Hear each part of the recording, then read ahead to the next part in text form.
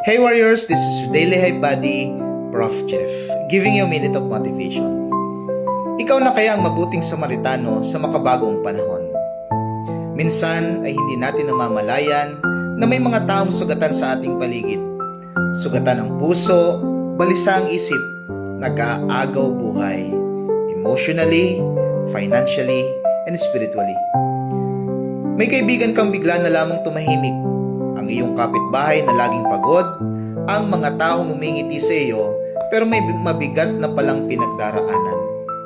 Sa kwento ng mabuting Samaritano ay maraming nakakita, ngunit iisa lamang ang tumigil. At hindi siya nagtanong ng deserve ba niya o ano kanyang mapapala sa kanyang pagtulong.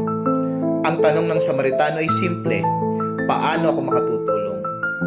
Minsan ay hindi mo kailangan ng malaking bagay, isang mensahe, isang pakikinig, isang tulong kahit maliit. Tandaan mo ito, ang tunay na pananampalataya ay gumagalaw, hindi lang sa salita, kundi lalong higit sa ating mga gawa. Baka ikaw ang sagot sa panalangin ng iba ngayon.